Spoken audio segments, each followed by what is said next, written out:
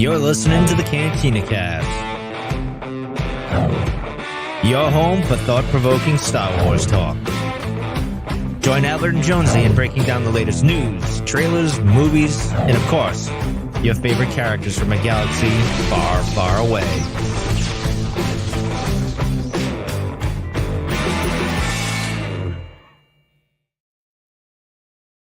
Hello, everyone, and welcome to the Cantina Cast. My name is Albert Padilla, and this is episode 423, our Obi-Wan Kenobi series review / discussion.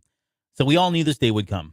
We woke up Wednesday mornings, and unfortunately, there was no Obi-Wan Kenobi to view on television. Well, at least no new episodes. And we thought, since we spent so much time going into this episode, or the series really, and talking about it, and had a show for every one of the episodes, that we'd kind of come back, give you this retrospective look, and talk about all the things that happened in a very exciting series, and maybe kind of talk about some things that may happen in the future, and certainly how it could or might have changed how we see some of the movies that come out as part of the Skywalker saga. And speaking of sagas, I had nothing there. Jonesy's with us tonight. Jonesy, you've got the Bono glasses going on, so I don't know if that's intentional, but looking pretty good there, my friend. How are you doing? I appreciate it, man. How are you today? I'm good.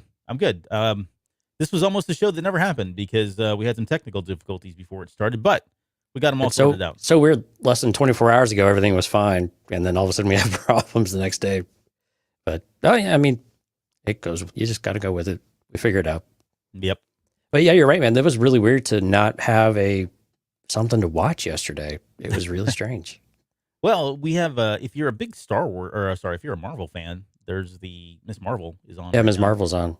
What do you think about them putting Ms. Marvel, quote unquote, against Obi-Wan Kenobi? I mean, did Disney really think like the two properties are maybe diverse enough or separate enough with different fan bases that wouldn't be a conflict, or they were just doubling down on Wednesday? I don't know why they wouldn't do like a Wednesday is Star Wars, Friday is Marvel, and I thought that was the whole idea. Like Friday is the new Wednesday. Yeah.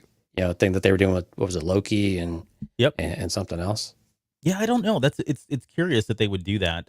I would, at least, I mean, I might be in an echo chamber, but in the circles that I fly around with in social media, everybody that watches the Star Wars stuff is all watching Ms. Marvel. Yeah. And there's been a lot of discussion about that. Now I think Ms. Marvel is probably getting a lot more attention because at least at 4 a.m., 3 a.m., whenever this show is over, everybody that it was in my circles were talking about Star Wars. There were a couple people that chose to watch Ms. Marvel instead. But now it's like, if you're up at that hour, it's like, that's it. All those same people are still up. We're just talking about Ms. Marvel instead of Star Wars. So I don't know. It's very interesting that they would do that, especially when they've got, 7 other days of the week. Why do you choose to put both of them on, on the same day? So yeah, it just doesn't make any sense. But speaking of things besides Star Wars, even though we talked Star Wars yesterday, you and I had the pleasure of hanging out with the folks over at Idle Musings of the Nerd Mind, another podcast here on the network. And actually, Richard Williams is here with us, one of the hosts over there with Matt and Stephanie. And we had a really good time. We did a show last night. I don't know when it's going to actually be released. Hopefully the next day or so, I guess. But yeah, a lot of fun. We talked a little bit of Kenobi, talked some He-Man. That got some really interesting conversation going. Well, just kind of all over the place, but it was a lot of fun. Yeah, it was a really, really fun show, kind of all over the place, but that's what they do. It's really this potpourri of different nerd topics, and we got to talk about, we actually talked a little bit, like you said, about non-Star Wars things, which was kind of weird and refreshing at the same time. So, yeah. But yeah, Richard is, I've got his little picture here up on YouTube. Man, you're looking pretty good there, buddy, with your glasses like that. He is, man, looking sharp. Pretty dang sharp there. You should see him with his cowboy hat. He's a real Texan. Nice. But yeah, no, we had a great time, and of course, their show, Idle Musings of Their Kind, is as a part of the Earglue Media Network, so you can find all of their shows on the website. We'll put some links in our show notes as well, but please go check them out if you're looking for just a kind of wide variety of different nerd topics that they discuss at any given night whenever they go live. So eargluemedia.com/Idle Musings. Oh, well, thank you. Nice little plug there. Yeah. You're welcome. So, but yeah, great time. In fact, we got to talk about, you said, Kenobi, and what you're going to do more of tonight here, talking about Kenobi. A lot of things, but before we get into that, what else do we got? We got some news. Yeah. You threw some stuff in here that I did. I'm happy to run through it like usual. Tuesday, the 28th, Shadow of the Sith came out by Adam Christopher. So that's super exciting news that it's finally out in the open. We can start talking spoilers here relatively soon. The audiobook is out there too. William Demerit is the one doing the narration of the reading of the audiobook and does a really good job. Very different than Jonathan Davis and what some of the others have done. And Mark Thompson, thank you. Yeah. Kind of more along the lines of Jonathan Davis than Mark Thompson and with the way that he reads it. But again, really, really good. Great sound effects, all that good stuff. But has he done a Star Wars book before? I don't remember. If he has, it's been a while, but I want to say I do remember his name on one. Okay. But a wonderful voice, though, in general. Just you could just listen to him for days. But anyway, the book is fantastic. Go grab it, especially if you felt like you were maybe missing some things going into Force Awakens or maybe missing some things going into Rise of Skywalker. This book does an amazing job of really helping fill some of those voids that maybe some of us left a little bit lacking or that felt just vacant, right? That maybe we wanted a little bit of extra information, what was going on, like a certain Sith blade, what's actually behind all of that. Right. Yeah, it doesn't explain why the little thing comes out with the Death Star, but I mean, but you get some of the things about the blade, and it's a pretty good story. It's really good. So I'm really excited. If you're into Rey's parents and you thought like you got shorted on their background and whether or not they were, I wasn't going to give that part away. Well, I mean, it's out now. So, I mean, that's not a big spoiler. I mean, they're explored here in the book. In fact, I think the excerpt had talked about it a little bit too, but yeah, that right there alone is, for me, was kind of worth the price of admission, because I won't spoil who they are and what they do and their relationship with Rey or anything, but it's nothing that I expected at all. I was completely floored by it. And so, yeah, I'll just leave it at that, but great book. Really good story. Really quick read for as long as it is. I mean, long as I guess figured, or everyone kind of interprets that a bit differently. But what was it, like 450, 460? But it's like 67 chapters. That doesn't always give you a great indicator. But right. So pretty healthy book. But I think the audiobook was really only like 15 hours or something. It was really short. So it kind of gives you an idea of how quick some of the chapters go. Yeah, there are some smaller ones in there, especially towards the middle and the very end. Right. Today is Thursday, June 30th when we're recording this. And if anybody was not under a Star Wars rock today, Star Wars Celebration in London started selling tickets today. So a lot of... Go for it. Did you get... Well, that was one of the questions. Did you get your tickets? Nope. Did you try? In queue. I tried, yes. I was in queue for about an hour and 20 minutes before it came up. And when I got in, all of the 4-day were sold out. And I didn't even look beyond that because that's all I was really going to shoot for.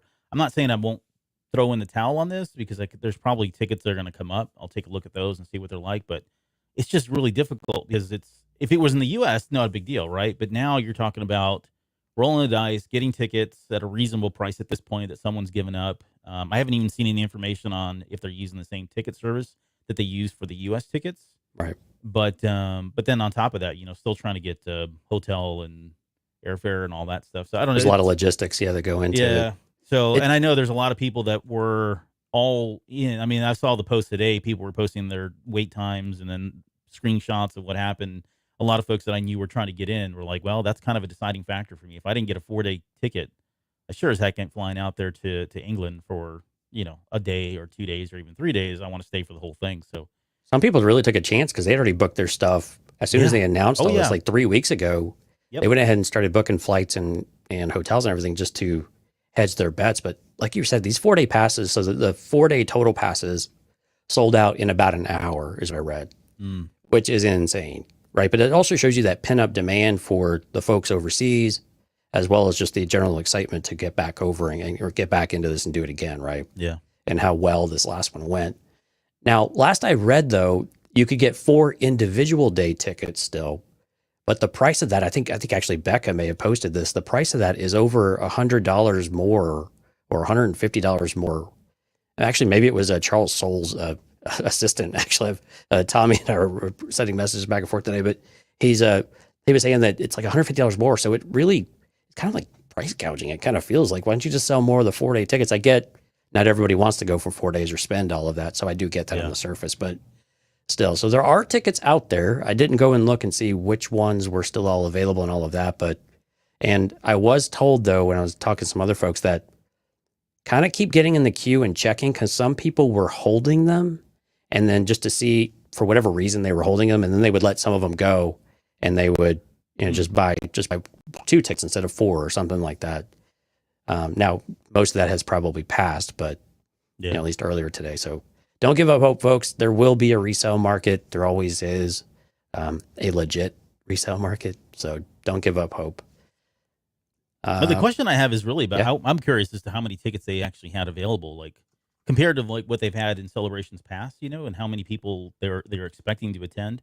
I think you and I talked about this. It felt like Chicago was larger, more organized. This one felt smaller, unorganized in a lot of ways. And I don't know. Some of that might be venue, though.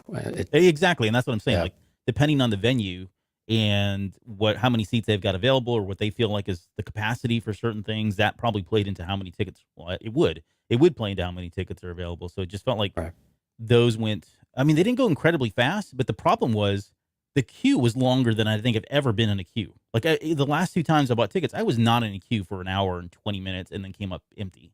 Right. I mean, it was in there maybe 5-10 minutes. I got in, bought my 4-day tickets, and I was out. Like no big deal. But this one was just weird. It was different. And I don't know if it was because there were so many people from Europe that had been waiting so long, right? They're not just, it's not just England. It's Germany. It's France. It's Italy, all of Europe, Spain, all of Europe, Portugal. You got all these people that are, it's just a hop, skip, and a jump away to fly into London. So this is their opportunity finally get to go to a Star Wars celebration where for us, coming over to America is just kind of not, kind of out of the question. Yeah. So if you're over there and you're familiar, I think it's Excel Center. If you're familiar with the venue, shoot us a message over on social media or something like that and let us know kind of your thoughts on the venue. And if you've been to both, and again, maybe like Mark Newbold or Daz or someone like that who might listen to the show more regularly, just give us an idea of like what's the comparison to these venues of what people might be able to expect, and we'll be happy to pass that along. Keep moving though. Just get through the news here. Obi-Wan Kenobi soundtrack is now available on Spotify. So if you want to go check out Natalie Holt and what she did, her work on there, as well as, of course, John Williams' piece, the actual theme for Kenobi is on there as well. And it's on Spotify, and I'm sure it's on Apple Music and whatever. It's on Apple Music. Come on. Hello. Did you download it? No, I'm looking at it. You've been super busy today, but yeah. Yeah, I've got, I just pulled it up. So it did come out. So I've got to listen to this. I really want to hear some of these other tracks. Yep. Sorry. And then finally, let's play Albert's favorite game. What's Maz Kanata up to? Here's a better game. Who the heck cares? I don't know. What is she up to, Jonesy? This is a joke, right? No, on StarWars.com, they did a preview of Halcyon Legacy number 4, which is going to have an adventure. Of course, it's the adventures of the Halcyon ship. You got the thumbs down. I don't know if this is the Maz or if this is Halcyon Legacy comment. It's both. I don't really care for either one of them, but go on. Sorry. I tend to not really care a whole lot. I have read them, and they're cute. They're cute stories. They're for younger readers, I believe. But basically, Maz Kanata and Hondo Anaka are in this next story that comes out in issue 4. Comes out July 6th. Again, I don't know that it's going to be anything super crazy or exciting, but anyway, I just like doing this. And when I posted the show notes, I was looking at the show notes over in Patreon. We started doing this kind of behind the scenes thing, and I noticed that our show notes were pretty boring this week compared to what they were last week. Right. I was like, well, shoot, I got to do something in here to jazz this thing up. Speaking of Patreon, Albert, we have some wonderful Patreon members that subscribe to us, and we want to give them a huge, huge thank you. Yes, we do. And first off, we've got the now part of the tribe membership includes Mike Borda, Kathy, Rob, and Lauren. Lauren, I didn't realize you did that. Thank you so much for upping your contributions here. I'm going to go ahead and let the I Care comment slide that you just put in the chat because about Maz Kanata, because you did up that. But next week, no free passes. That's just not. She was really just quoting Luke Skywalker. Yeah, I know. Very appropriate. It was very appropriate. No, but thank you guys for being part of that membership and that tier. I've got an idea. I think, did we talk about the Patreon show we're going to do with our members that we kind of announced last week, at least the tier? I don't think I've talked to you about it, but I thought we would at least come back and kind of hear from, I know this is like, Jonesy finds out about this stuff live, and I don't know why I don't tell him some of these things. But I thought we could talk about Kenobi. I thought it'd be relevant. We've had, you guys have heard us talk ad nauseum at this point about Kenobi, and we've got at least 3 more shows to go. But I thought it would be good to bring some of our Patreon folks on to record a show and kind of get their feedback, let them share their stories and their experiences having gone through some of this, because some of this, again, it's just stuff that we've been waiting for so many years. We've heard about it, and maybe we weren't waiting for it. Maybe we weren't expecting it. Maybe we're still scratching our heads and wondering if this was what we needed or wanted. And I thought it'd be good to give everybody a voice that wants to chime in on that. So more to come on that here very soon. On top of that, oh, sorry, I was going to say Delusions of Grandeur, which is our highest tier that we announced last week. We got Rod that signed up, the very first person to sign up for that one. So huge thank you. Huge shout out to Rod for his contribution and for coming on. I think he joined Discord too. Is he on? Is he? Yeah. Is that right? Yeah, he joined Discord. Yeah. Awesome. That's so awesome. Thank you so much, Rod. Yep. So if you're curious about checking it out, patreon.com/thecantinacast, or I find it easier to remember, cantinacast.com/Patreon, the other way around. And again, the different tiers, the now part of the tribe tier gets you to be considered anytime we're going to do kind of a group type of thing like Albert has done in the past, or like he was just talking about. We'll come to you guys first. If we want listeners to do the show or something like that, we come to y'all first and see if anybody's interested and try to make that work. With the Delusions of Grandeur tier, there we go. Tour sounds kind of cool though. Yeah. Sounds like a rock show, like Ozzy, and then we're going to start going on the word. That one's after 3 months of that, you're guaranteed to be able to come onto one of our Patreon shows. You get to pick the topic. We get to approve it, of course. But yeah, we get to discuss what's on your mind and what's interesting to you. So looking forward to doing that here with Rod here in just a couple weeks or a couple months and see what we can come up with. It's purely optional, of course, but we'd love it if you guys would check it out, cantinacast.com/Patreon. Yes. Thank you guys. Appreciate that. And as also for kind of before we get into the show, some of the stuff that's coming up here, we've got the Riva Patreon character dissection that we'll do tomorrow night. That should be a lot of fun to kind of talk about her. I've got a lot of notes that I've made in just some of the parallels that she had with her story. So we'll dig into her a little bit more. I'll try to stay away from some of that as part of this discussion because I want to save all that for the Patreon show. And just a quick note that we are going to start releasing the bits and pieces of the Patreon episode. So as part of like our normal feed. So for example, we're on episode 423 tonight. Tomorrow, we're going to actually record episode 424, and that'll be the Patreon, and you'll get I don't know, whatever Jonesy comes up with, 10 seconds, or sorry, 10 minutes, 5 minutes, whatever it is, he's decided to kind of pull in and kind of do that as a preview. That way you guys can kind of hear some of the discussion and, make a decision about whether or not Patreon's for you. And then, so that'll be tomorrow, and then come next Tuesday or Thursday, I'm not sure exactly when we'll land this, but the next regular release will be a character dissection for Darth Vader. And we're pretty excited about this. It's going to be Darth Vader from the perspective of Obi-Wan Kenobi. So still in the Obi Kenobi realm, but we felt there was a story there that was done. I think yeah. So compared to, like, if you put those up against each other, right? The character dissection of Reva, the character dissection of Vader, I think it's going to be a really interesting, comparison, parallel. It's going to be some interesting considerations that go into that one. Yep. And then hopefully we'll get the Patreon here recorded soon. I just got to get the show notes together and coordinate times for everybody that wants to join. So stay tuned for that. We'll probably put something at least in Discord and on the Patreon page asking for volunteers should you want to jump in and have a conversation with us. That's all I got. Sorry. All right. No, let's jump into the main show then. Let's kind of go over and give our initial thoughts of kind of the series overall. Like, what was your takeaways from it? Were there big moments? Were there things that you really thought hit the mark? Were there things that maybe missed the mark? And how did you enter the series, and then how'd you leave the series? Were expectations met, that kind of thing?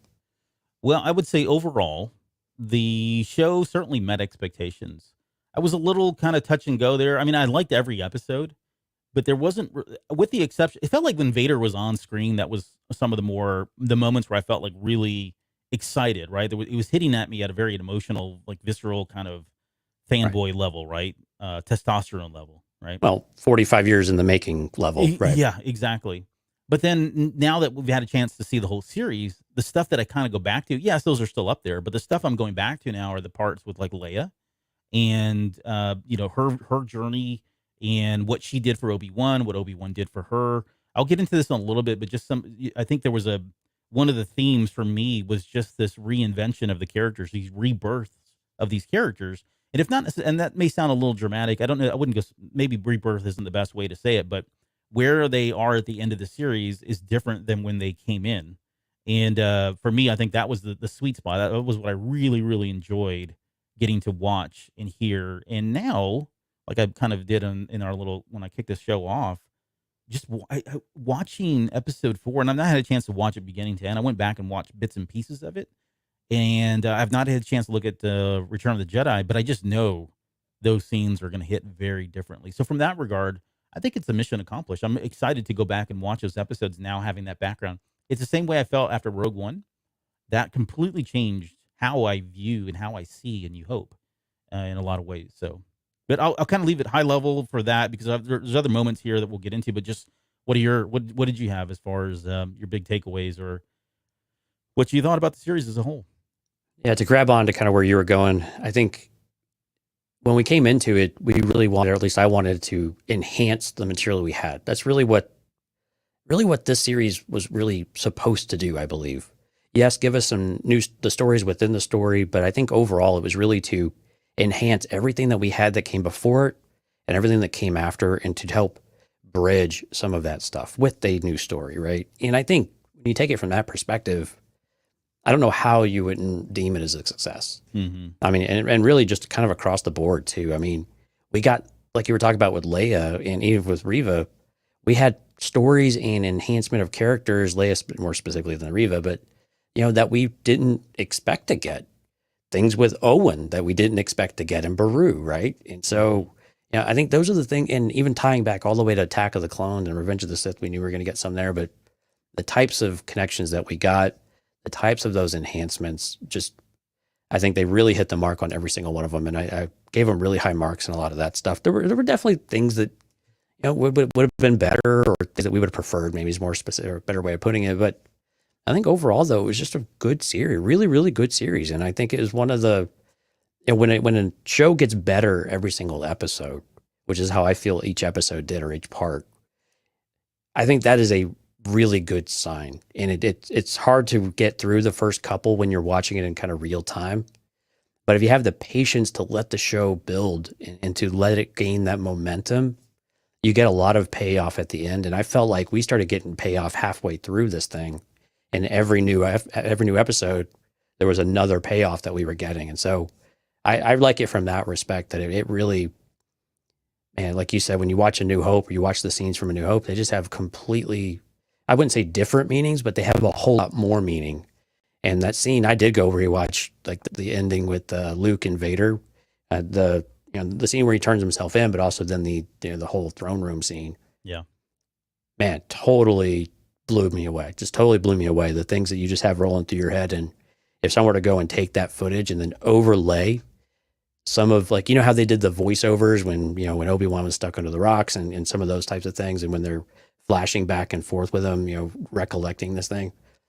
If they did something like that with that scene, it would just be, I mean, Lauren would need like 6 boxes of tissues because she'd be crying just so much, it could be like, it really has that for people who really, this hits that note with, mm-hmm. It can really be that powerful for them to really have that completely new and a bit of a different, and, oh man, just a different impression or different feeling that you get from it was just, which I think is just a lot of fun. I'm glad when we get things like this that we leave it feeling really good, and we leave it feeling like we got something that really added to Star Wars and didn't water it down.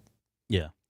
So on that note, if you joined us, or when you watch the Idle Musings of a Nerdkind episode that we recorded, I mentioned that I kind of broke the news there, but that's the next video I'm working on. So I plan on taking that footage from Return of the Jedi and A New Hope and using the voice from some of the voice quotes, or I guess some of the sound, the audio from the series, and overlaying that. So if you've had a chance, I've posted one on our Facebook pages and all that for Leia. So the Vader one, I don't know. It'll probably be another 2 weeks or so before I get everything finished. But I did start on that, so I'm excited. Sweet. And I think it's so far, even in the first like 10 seconds of it, I think it's pretty emotional stuff. So I'm excited about that. But shameless plug there. But I guess the question before we get to some of this other stuff here too, I get the question that so we had a chance last night again on Idle Musings of NerdCon. Stephanie had never seen, or hadn't really seen Star Wars much at all, right? Right. And this was her first entry into Star Wars television. She's familiar with the characters, and then she knows little bits and pieces there. But this was really her first TV series, which I thought was a very interesting perspective to kind of go in and kind of see something like Kenobi rather than Mandalorian. They've got different kind of there's different takes in terms of what they're trying to accomplish and how the stories are set up and what you may or may not need to know kind of going into both of them. Right. But I think one of the things that came up during that discussion, and I want to throw this question out there for you and for anybody listening, is really about whether or not we needed this TV series. There are still a lot of people that are debating about what was the point. Did we actually need this? Who asked for this kind of thing? And I think when you go back and you look at the history of this and how originally it started off as a movie, that was in kind of development hell for a number of years. And then finally it got put into they decided to go with Disney Plus and that whole initiative with Bob Iger. It finally became the TV series. And I think some of the feedback now is, did it feel like should it have been one long episode? Should it have been, 6 episodes back to back with some of the quote fat trimmed out of it? Or did this series kind of work the way they did, where they had 6 episodes and, it kind of, did it break up the flow for you at any point? And these are like sincere questions, right? I think everybody's had a different experience with it. I think they're know fair your questions. answer, but I know your answer, but but you've told me, but I don't know you've told everybody else. So what are your thoughts? I think it worked okay as a TV series. And you had a lot of questions there. Okay, so one, did we need this? No, of course not. We didn't need this. We had a lot of great content. We can fill in the blanks as Star Wars fans. They're fun for debate, all that good stuff. Did we want it? Clearly we did. Because anytime Ewan McGregor was asked about it 1,000 times, or it started to get momentum that this was going to be a thing, and then it was confirmed, please. Everybody was super excited about this. So when people who kind of come back to me and make comments of, well, do we really need them? I'm like, but hold on, you were super excited about this before. Mm-hmm. It just so, and I don't ask them what's changed because I don't know that I care. But, it's just one of those things of, we wanted it. We wanted to see Ewan McGregor. We wanted to see Hayden Christensen as Anakin and Darth Vader. Yep. And all these other things we got was just an extra gift to all of that. Now, I think one thing is very fair criticism though, and it's starting to wear on me a little bit, and it was really with Boba Fett, was the inconsistency of the length of the episode. This is starting to bother me a little bit because it does feel very kind of herky-jerky. When you watch a Marvel one, they're all basically the same length. Mm-hmm. And they're scripted to be a standalone episode. Now, Obi-Wan went through a huge, I don't know what you want to call it, just a journey of changes, right? Of where it started as and where it ended up. So I think it does work as a movie. I don't know that you really have to trim a whole lot out. We were talking with everyone last night that there was something to trim out. And I was like, I don't really know that you need to, or I don't know that I would want to be honest with you, because I think it really does fit together that well. And I would really love to hear from someone who may have been able to go watch one of these screenings where they showed it as one film, to see how they did it. Yeah. Did it really start and stop like every single episode, or did they trim it to where it all fit together as one movie? And how did that experience go? What was that like comparing to watch it on your TV at home? Mm-hmm. Because I think that would be really interesting. So if you did experience that, please do reach out to us in any of the ways. But I don't have a problem with it being a TV series, to be honest with you. I love Disney Plus because I don't want to have to leave the house. So it's fantastic for me. Yeah. But I don't know. I'm really happy with what we got. So it's really difficult to, it definitely things I wanted to be different, but yeah. And I'm the same, but getting to the question of whether or not we needed the series 100% with you. No, we did not.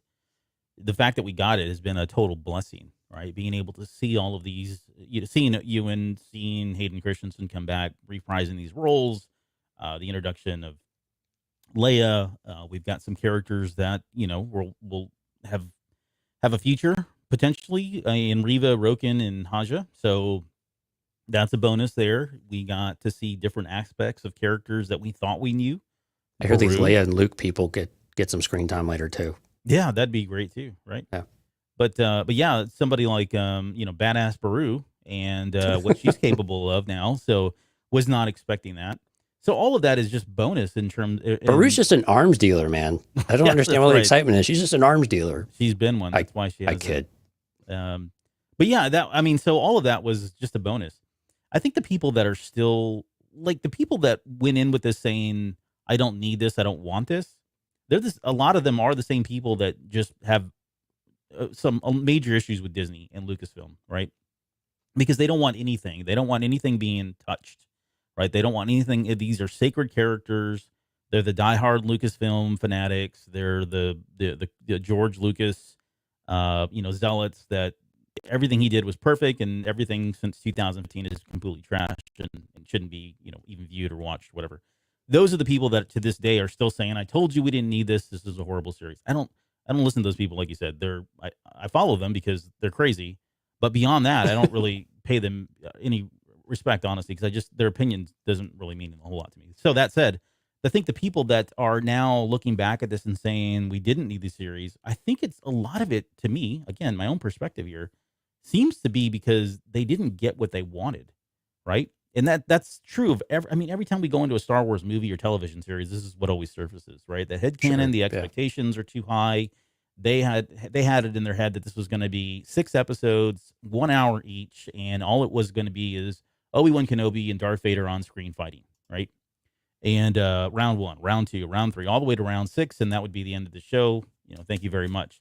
Instead, they got all this other stuff that they weren't expecting, like new characters and parallels with Vader's thing, and people that were of the dark side power that somehow survived lightsaber wounds. When there's 8 million examples, both in canon and legends, where this happens, but because they saw it from a character they didn't like, that was new, that they felt didn't need to be there, suddenly the whole series is trash. Yeah, so and I get people are afraid, right? They're scared. I mean, it's just the general fear of saying, I love something so much, I really don't want it to be touched, because I know whatever you do with it, I'm just not going to be happy with it. Yeah. And some of them are actually pretty self-aware to know that and be able to recognize that and say that about themselves. But the others just aren't self-aware enough to be able to admit that. Well, it's okay to be afraid that, someone's going to touch it, but I don't know. But if we don't do this, then we don't get any more Star Wars, right? But by that, what I'm saying? George Lucas isn't around. This is the argument I get into all the time with people. George Lucas is no longer an owner. He doesn't have anything. He's an influencer. He comes in, he helps out, but he really doesn't call any shots on anything anymore, unfortunately. That was the decision that he made. But go back to why he made that decision. He made this decision because he wanted Star Wars to live beyond him. And right or wrong, he probably, I guarantee you, he knew going in that there were going to be stories that were going to be told that he didn't agree with. Right. But the fact is, this legacy needed to go on. Star Wars needed to continue to develop. There needed to be new characters. There needed to be new stories. And there needed to be stories that we could go back to and tell that have never been told. And some of this is, stuff that he kind of had tossed around at times and probably had his own background and his own, quote, headcanon, if that's even a thing for him. So all of that is playing into, we're seeing that now, but we're benefiting from that. There are so many new people that are coming on board with Star Wars, and I get it. Some of these folks feel like they're being left behind, right? They feel like they're being, I don't know, ostracized in some way because they're not part of this group, and they don't like what's going on, and they can't keep up with it, and it's changing. And now, when they used to have every line quoted and memorized from the original trilogy, they can't quote anything from the sequel trilogy, right? Or they can't relate to what's going on in the High Republic, or they can't really relate to some of the new characters in the comics because it's all beyond them anymore. And they feel like, oh my gosh, my Star Wars is gone. My Star Wars was 3 movies, man. Or my Star Wars was 6 movies, and that was it. And now you've got all this other Star Wars you guys are talking about. And for me, I'm not going to follow it. I don't want to follow it. So it's baloney. I'm going to pretend it doesn't exist. And that's fine if you want to do that. But guess what? There's a ton of people, millions of people now across the world that are adopting all of this new Star Wars. And this is their Star Wars. And people like us that are keeping up for it for selfish reasons, but also for the podcast that are starting to really enjoy this stuff. So anyways, absolutely.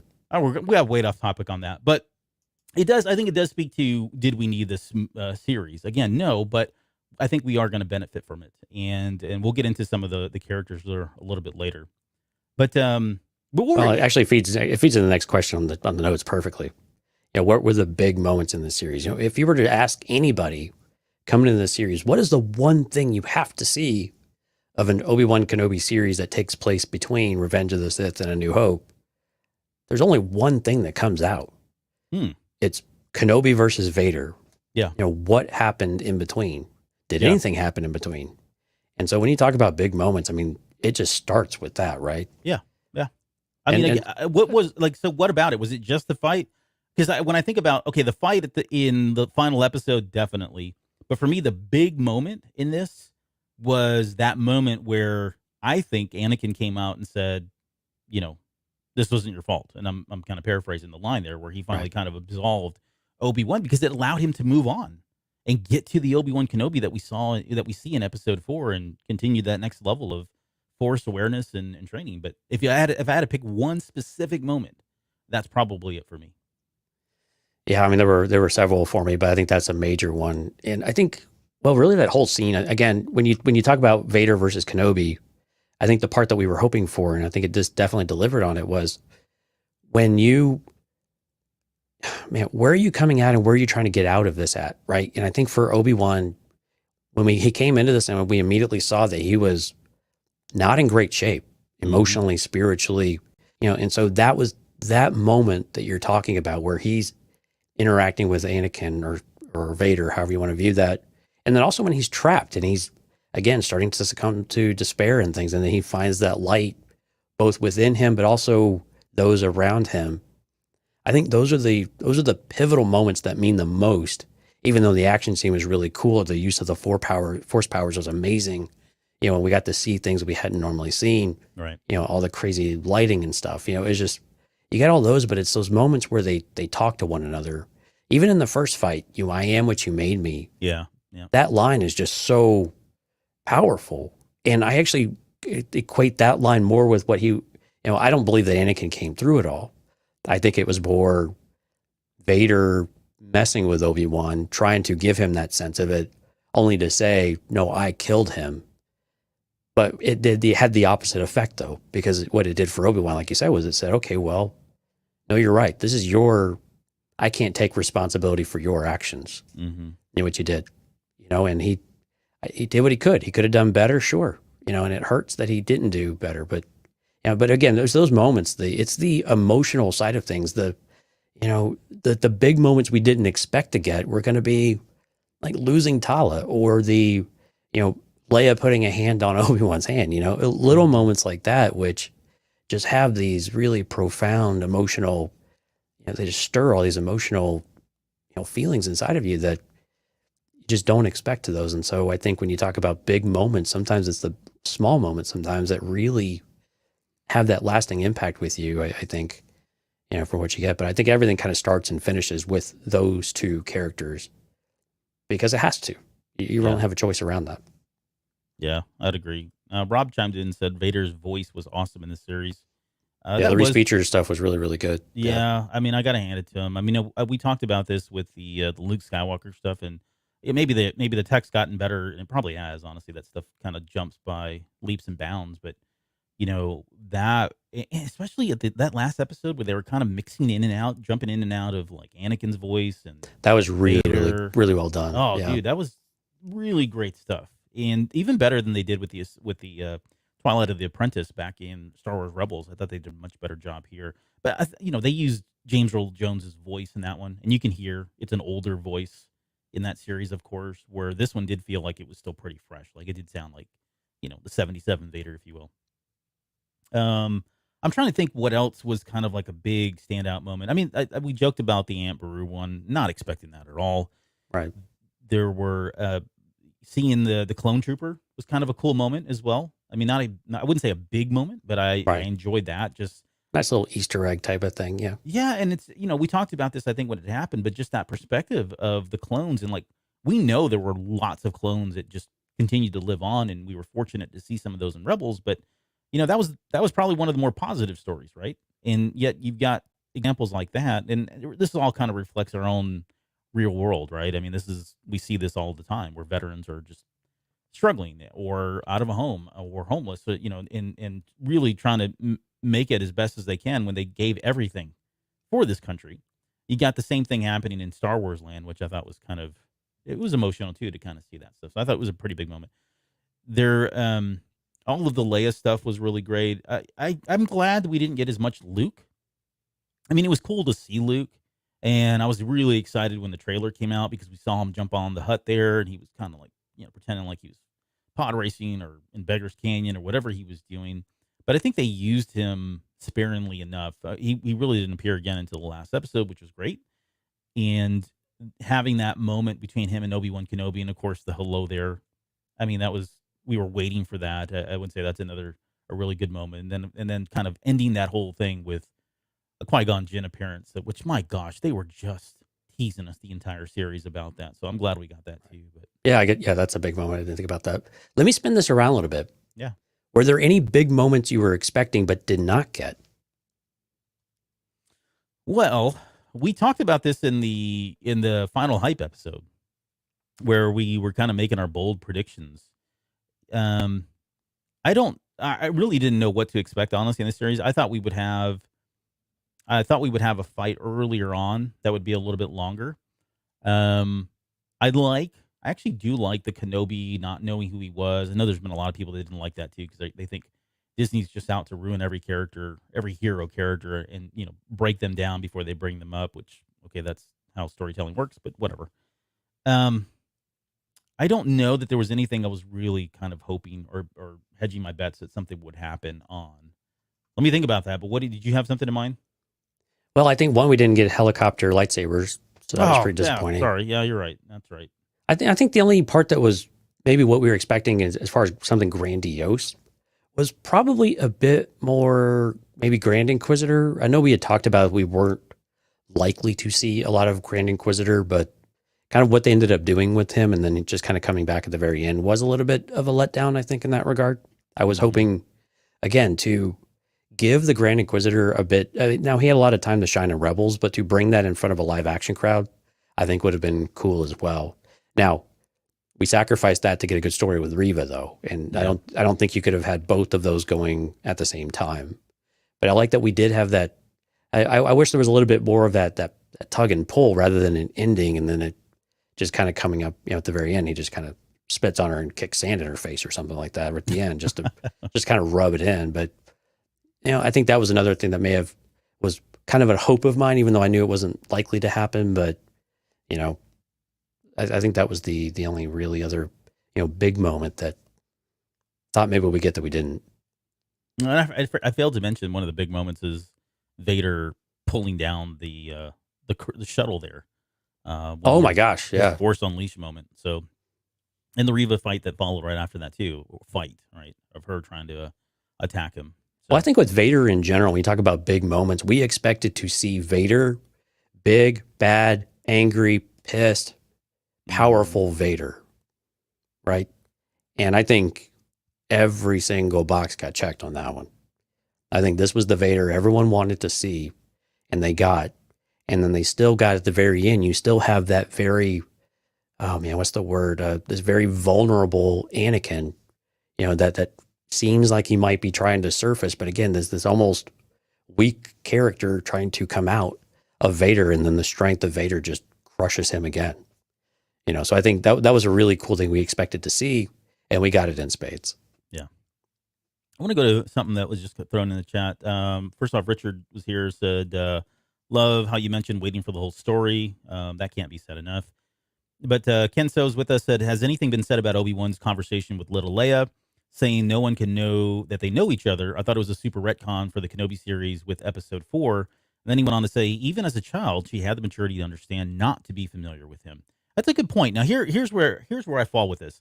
Like, I get people saying that's a retcon and they're kind of it's more of, I wouldn't say a retcon, it's probably more of them trying to cover up, right, some of the stuff that they may have uncovered by having them know each other and have this. It's not even like a passing relationship, right? They have a very intimate developmental relationship. He helps her develop, she helps him develop, and then they go about their separate ways, acting like nothing ever happened when you get to episode 4, presumably. And I agree. I mean, I think Leia probably did have the mental maturity to know that they really couldn't talk about this stuff. I think that's a fair assessment because she made some very astute observations, and she made some very critical decisions that were way beyond her maturity level. And of course, we chalk that up to Leia naturally, her innate ability just to be a very mature person at her age, a leader. She was already showing signs of being a leader, making good decisions, having good judgment. On top of that, you mix in her Force abilities and what that does for her, and how she's able to be in tune. And you could argue that at the very end of that, she's able to kind of know that, well, this is, even if it's a conversation with her dad there, or if it's just her and herself and the Force, and just being in tune with what's going on, being able to say, you know what, this is probably something we should not talk about. So I don't think that's a wrong assessment. But I think for Obi-Wan Kenobi, if you put yourself in his shoes, if you're the adult, if you are the Jedi Master, if you're somebody who's, has in the top of the first and foremost on their mind is the protection of Luke Skywalker, and everything that's happened has to be hush hush, you're probably going to say that. And you're probably going to call up Bail Organa when you get home and go, hey, Bail, you know what? I forgot to mention this, but it doesn't need to be said, but it needs to be said.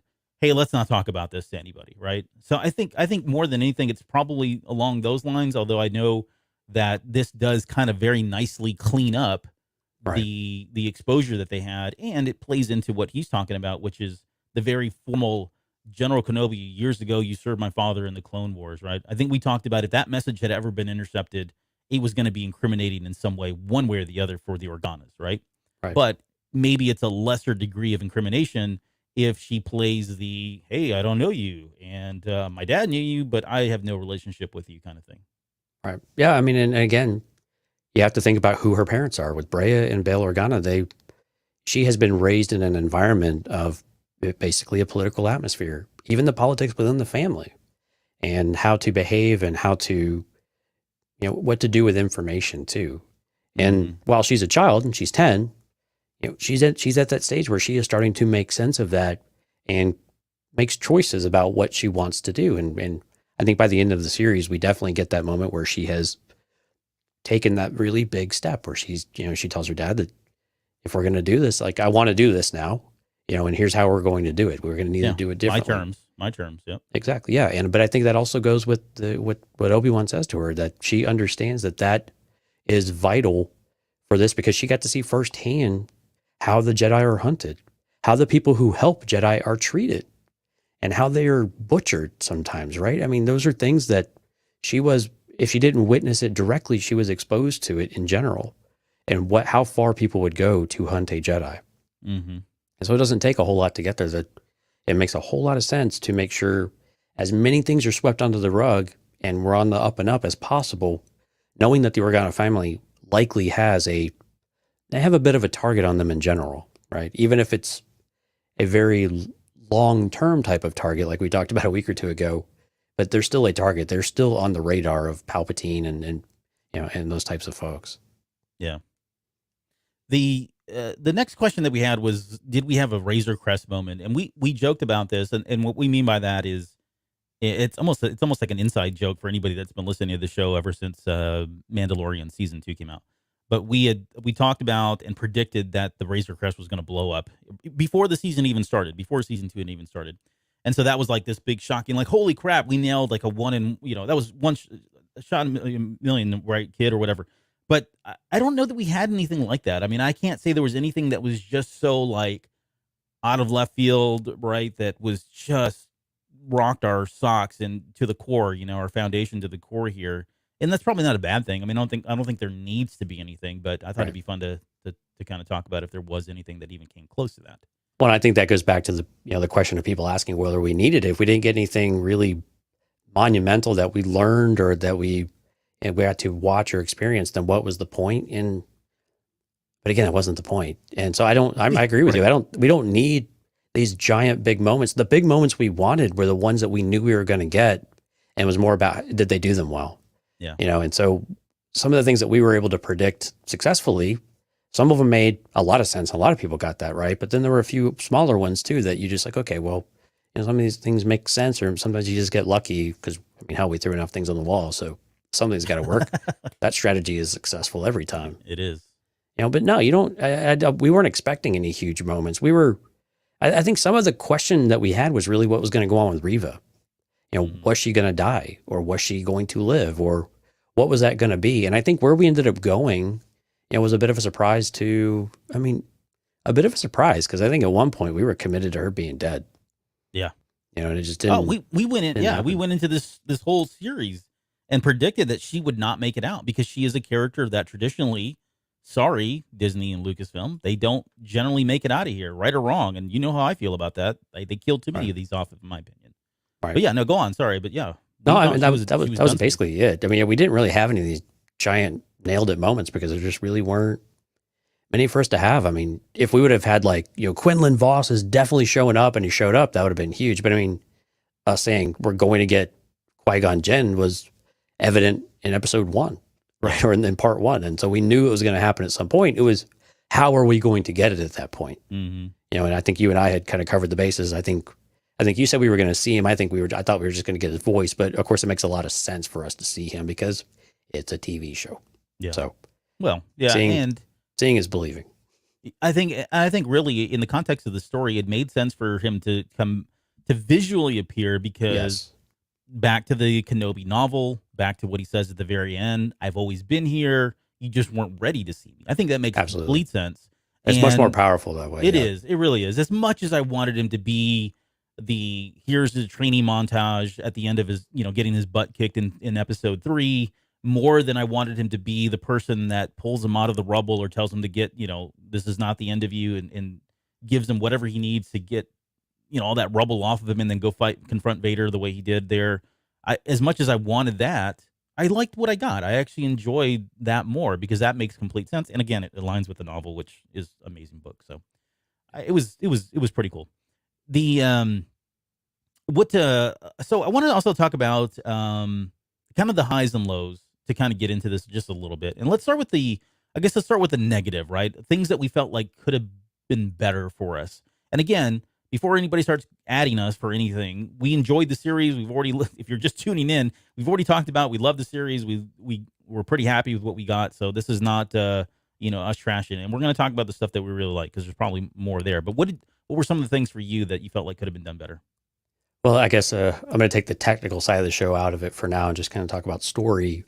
And honestly, there weren't a whole lot of many things. I would have hoped it would have been more interesting, I think, for the Grand Inquisitors in general to feel like they had a little bit more meat to them. I think what we got was good, and I think it kind of whetted the appetite of okay, there's something more to these characters, but we just kind of jumped into them. And I think this is what Stephanie was saying in the show last night, was that you had to really know a lot about what was going on. Yeah, they kind of told it to you, but this was a show that you really had to know some of these characters a little bit better from other Star Wars material than if you were to step into The Mandalorian, right? So I think that was maybe one thing. And again, from a seasoned veteran of Star Wars, I'm glad we didn't go and rehash a lot of things. But I think when it came to characters like the Inquisitors in general, I think it would have been nice to get a little more backstory, focus a little more time on them. And I think this is where it goes to, if you had about 8 episodes or something like that, maybe you would have had a little more breathing room for those other characters to develop a little bit. But again, that wasn't the point of the story, and I'm okay with a tighter story as a result. But just from a personal preference type of thing, I would have liked to have seen a little bit more development to understand those characters a little bit better, especially Reva. I like how Reva's arc, though, went.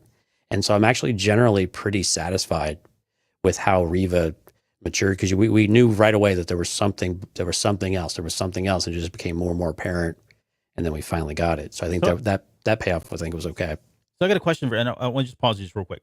So, and I get what you're saying. I do. I think the question I would have then is, do you feel like we should have gotten more or could have gotten more on who the Inquisitors were, because it allowed the audience to care more about the Inquisitors?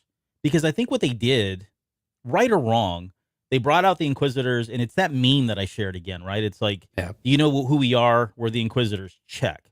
Okay. Do you know what we do? You hunt Jedi. Check. I think from a purely storytelling perspective, I guess that's all you really need to know. But I think the point that Stephanie was making, and maybe this is what you're saying as well, is that's great, but I wasn't really able to relate to these characters. I mean, they were just bad guys running around. I didn't have the full context of who they were and what they did and all that. And the only one that you really could latch onto was Reva, because she gave us you think about like the fifth brother. I mean, unless you played the video game, you didn't care about that. We never got the name of or knew anything about what was it, Seventh Sister, whatever her name was, with the tendrils. What was her? I don't even remember. I don't even remember. Was she second sister? I don't know. Fourth sister. Okay, fourth. Right? We didn't get anything. She had like, we can't keep it straight. I mean, she had 2 lines in the whole thing. Right. But I think that's what Steph was going at. I mean, the Grand Inquisitor, of course, yeah, maybe a little bit more there. We know that he survived. There's some depth there to his character. But is that what you're saying there? Where, yeah, it would have been nice to know more because we could care more about them, even if it was a bad bit. But I think I was also, did we really feel like they were that scary or that they were that much of a threat? I mean, they killed Flea. That was kind of a gift, if you ask me. I mean, that was nice just to get rid of Flea. He's a good bassist, man. Don't be respectful here. Okay? What I am, I like, Chili Peppers are all right. So yeah. No problems there. But again, did we really feel like they were a really huge threat that we were worried about? Or did it really, because I think how it came across was that everybody was so focused on reeling Reva in. And I think it's the scenes on Tatooine, I think that did this mostly, right, with the fifth brother, stopping her from killing Owen or threatening Owen and putting it down and basically say, hey, get out of here, and then corners her. And then again, the Grand Inquisitor, dialing her back. Now I understand the Grand Inquisitor's part of that better because they are all fighting for credit with Lord Vader. And I think that came across. Did it come across clear enough or well enough? I think your mileage varies on that one. I agree with you 100% there. Yeah. It depends on the person hearing the story and how familiar they are with everything. Yeah. So again, I think you just do the Inquisitors in general. I think there was opportunities there to explore a little bit more and give us a little bit more, fear them a little bit. But again, you don't want to make them so powerful or so scary that it takes away from Vader. So I get the trade-off on that, on some of those things as well. Yeah. Is there? I've got a couple. They're all like nitpicky though. Was there anything that really stood out to you? No, mine are nitpicky too, and things that we probably talked about through the course of the 6 episodes. But one, I would say the use of the volume was a. It's just weird. It was more. I noticed it more in this series than I did than anything in the Book of Boba Fett or either. I think we're getting used to seeing it. I think it's part of it. Maybe that's it. Right? It's starting to set in, and we can tell when something's really great and something's not so great. You posted, by the way, sorry, but you posted something today of, or it's actually in the show notes here, of a great example where what was that? It was a behind the scenes shot, right, of the volume being used for the flashback scene between Kenobi and Anakin. And I thought that was a great example because, wow, it looks so cool. And it does not, I mean, that was one moment where I felt they did a really good job. The only thing I did go back. So if you watch that episode, what was that, episode 4 that was on? So. In episode 4, when they did that, when we covered that episode, we talked about how we weren't sure that was Coruscant because we couldn't tell that we didn't see any ships flying in the background. If you go back and watch, and of course, when I watched this, it was on my iPad at 3 a.m. But if you go watch it on a larger screen, you can actually see ships in the background. They're very small and they're not as apparent and they're not in your face like they were in any of the prequel movies, right? But they are there. So I mean, maybe that's again another example of that depth thing that we're having. But this is a really cool. I mean, the sets. Look at the marble floor on that, man. Like, right. What did they spend on that thing? Exactly. But again, it's some environments it works really, really well. And I think something I noticed about this episode, and again, I kind of removed the technical side of it. This episode or the series was very dark. Like a lot of things were very dark. And actually, if you go look at some of the official, screenshots or screen grabs that they post on StarWars.com, the quality of those is not good. Like they're very grainy. There's a lot of noise in the background. If you're a photographer, you're going to know exactly what I'm talking about. Right. Some are amazingly clear, feel like they're 4K. These other ones feel not so much. Now, some of them are lower res. I get that, but sure. Yep. If you're looking at this, when you're watching it, you see it. And I think that's part of the volume too, is that they had to reduce some of the lighting and some of these things to get the volume to blend better. And you still get this kind of washed out feeling at times. Mm-hmm. And so it's really hard to criticize the volume because it's allowed us to really get things much faster than we would have. We would be so far behind schedule if we didn't have the volume with Mandalorian and Boba Fett. All those things would not have happened in the timetable they did, right? We just couldn't have made it happen. And so, but I think there is definitely a difference when you watch some of the other, premium content that I would lump Star Wars in there with, where you have actual location shooting. And I think we talked about this with Andor, right? When you do location shooting, you have not just props, but you have a whole environment that you build out, and that you've got, physical things to interact with. The volume is fantastic because for the things that are not feasible to do or just not reasonable to do, your actors still have something to act against. And the actors love it because you feel like you're there. Yeah. Right. You're not acting against a blue screen or a green screen. Or you're not. Ewan McGregor actually made a comment about the Opie. Right. So in the in the original in the prequel trilogy, he was writing and having to do all the motions himself. So if you look at it, it kind of looks like he's doing all the motions himself. In this series, he was riding a camel. Right. And so the camel they made into the Eopie. I mean, things like that make a difference. That's not the volume. I get that. But, things like that, the dependency on green and blue screens, it's different if you have something real that you can actually interact with, an actual animal in this case. But again, some scenes are absolutely amazing. Instead of using matte paintings, you can have real motion and stuff going on in the background. I think that's a really big deal. Because let's be honest, if you watch the original Empire Strikes Back, and they're on Hoth, and you've got the Falcon in the background, or maybe it was Jedi, I can't remember the scene. But anyway, Han and Lando were talking. Yeah, it had been Jedi. Oh, it was, I know what you're talking about. This is in Bespin. Yes. There was another one too. No, it's in Return of the Jedi. Yeah, it's in He's Jedi. Like, I want you to take her. He's like, no, I insist. That's that scene. Yeah. Right. And there's another one, Empire with the when they're in the cave, in the ice cave with all the, for the rebel base. Yeah. Where you could just tell it's a matte painting. Yeah. I mean, it's a fantastic matte painting, but you can tell it's not real in the lighting, in the depth, and all of that. And I think the lighting was another one we had a huge, issue with at times because it goes back to depth. I mean, you're everything feels more claustrophobic too. So again, I'm with you. I think we're seeing the limitations of when the volume should be used and applied, but I still think it's a fantastic tool for them to continue using. But I think we need to be a bit more selective with when those times are. So there's a question that's come up from Stephanie, and she says, I'm not sure what the volume means. And so if you're watching the live stream, you can see it. We're showing it now. So this is, and maybe we've never really talked about what it actually is. So the official term, I think, is stagecraft is what they call this, right? The volume is this studio that you see here that it's basically a studio with a massive, massive screen that kind of almost like a 180 degree kind of round in the background. And so it allows them to put up a background that of any type, right? If it's just a big LCD kind of display, it's not LCD, it's much more technically advanced than that, right? But they can change that to whatever they want.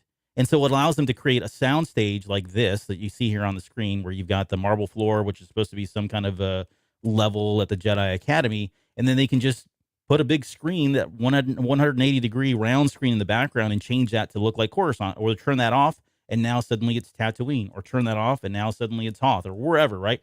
And it allows them to be able to do a TV series where you're expected to be able to go from location to exotic location to exotic location without having to pay a ton of money for all of the crew and all of the actors and all the equipment, and while they're there to go to these on-set locations like they've done historically.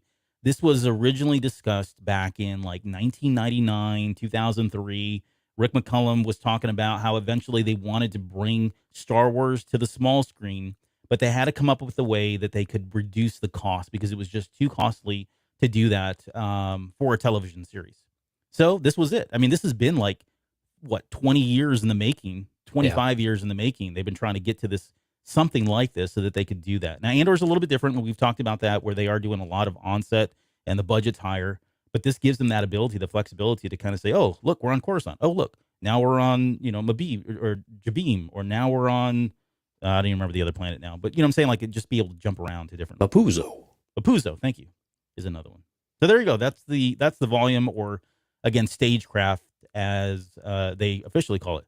So the only thing I'll add, and we can move on from this one, because I do, and I think I said this in the 6th episode here, breakdown, but this, to me, it feels like the first time we saw the prequel trilogy, where, things were cool and we could still see some stuff that looked a little odd and all that. But I think over time, it's going to get better. I really do, right? As technology advances, the ability to get a very clear, background or do darker colors. The night, I mean, every criticism that we had seems to go back to the nighttime stuff. Even if you, in Book of Boba Fett and Mandalorian, it just exposes itself more for all the reasons that you've already said. But I think over time, I think they're going to get better with the technology, and I think we're going to see that depth come. They'll probably figure out a way to give us that in some way, whether that's just higher resolutions or whatever. Or maybe there's some kind of hybrid solution where they mix in CGI of some sort. I don't know. There's probably creative ways to do that. Absolutely. So, okay, so enough about that. The only other things that I really had, again, more nitpicks. I mean, I won't talk about the music because I think in the end, in that 6th episode, the way they brought the music back was enough for me. I get why they did that. I felt like at times some of the effects were kind of They weren't like the greatest. Those Snowspeeder or was it the T-47s or whatever they are that came in. I get it. Some of that didn't look really the greatest. And all I will say is that for this series, was the first one for me that looked like a television series at times. And that's not necessarily a bad thing.